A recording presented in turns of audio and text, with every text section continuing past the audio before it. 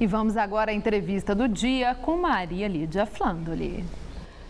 Boa noite.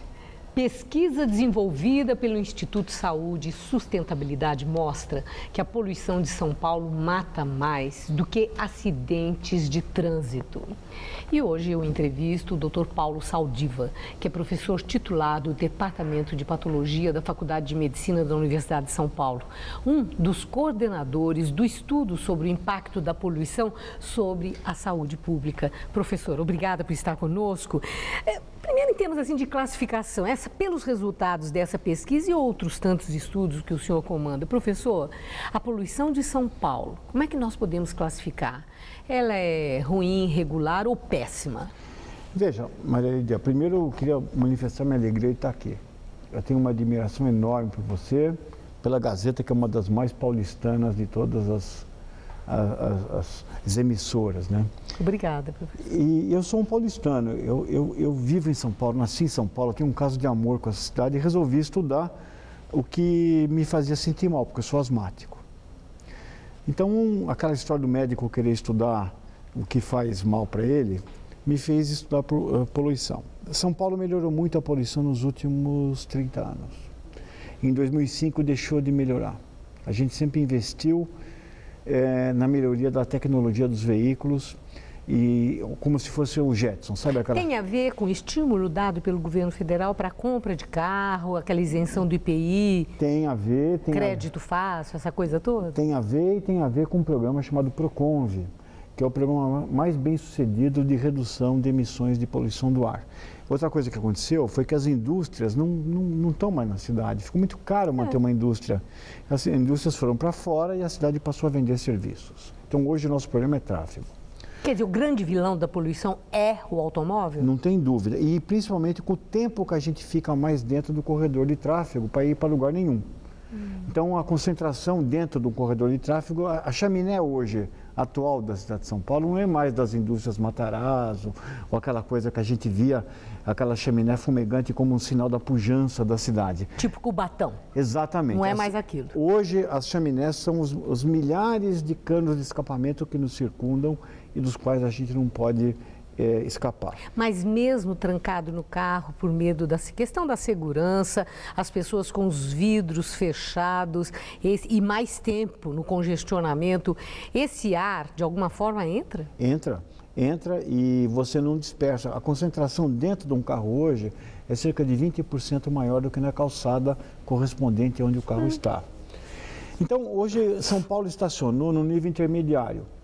Ela não está tão ruim quanto as cidades chinesas, ou indianas, ou africanas, mas também está pior do que foram as cidades europeias. O poder público tem consciência disso? Tem consciência da gravidade da poluição? Nós vamos falar aí da sua pesquisa no sentido do desenvolvimento de políticas públicas?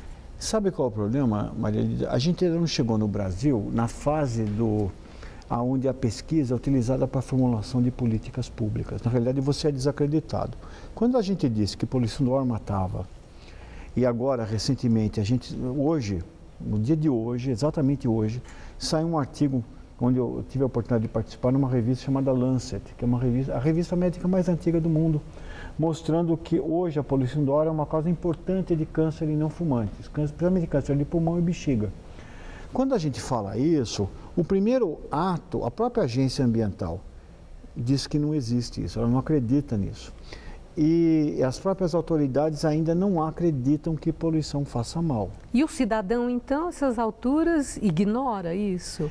A população tem alguma consciência do agravamento de predisposições naturais, de problemas que possa ter em função da poluição? A percepção da população é muito maior que a dos governantes e dos órgãos reguladores. É mesmo? Veja, toda mãe sabe que quando tem um filho asmático ou um filho que tem uma doença, sabe que quando vai passar férias em outro lugar, a criança melhora.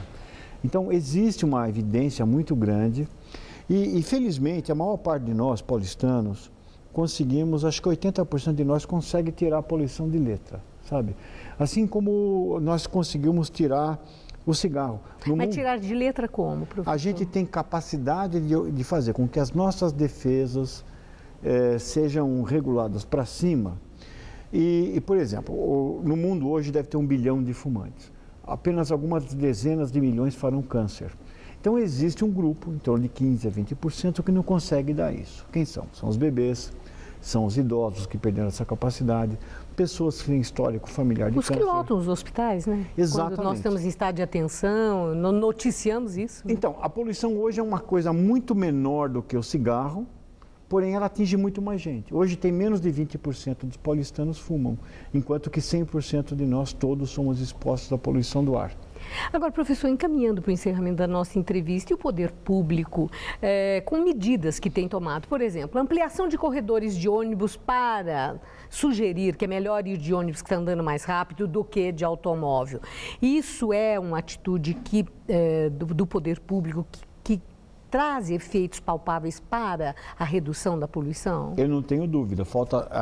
Essa foi uma medida importante, ela nasce das manifestações de junho, e cria um ambiente político que um prefeito possa fazer o certo sem ter um ônus político muito grande. Agora, o que precisa fazer é um corredor decente e os veículos de transporte coletivo terem baixa emissão. Mas nós estamos no caminho certo. E a inspeção veicular, que tanta gente reclama? Essa foi a bola fora. Quer dizer, nós temos sinais de políticas trocadas. A poluição, a inspeção veicular não é remédio para a poluição. Ela vai tirar 3 a 5% da poluição, mas enquanto os carros não desaparecem, é bom que eles emitam o menos possível. Então, ela devia ser expandida para toda a região metropolitana, e o que a gente está vendo hoje é um desmonte de um processo. Ou seja, um passo para frente e 2 para trás, como que é? Não, mais eu ou acho que menos foi isso? 2 para frente e 1 para trás. 2 para frente e 1 para trás. Antes assim. Melhor. Antes assim. Professor, muito obrigada. Eu que agradeço. Uma boa noite. Que privilégio estar aqui com você. Obrigada, professor.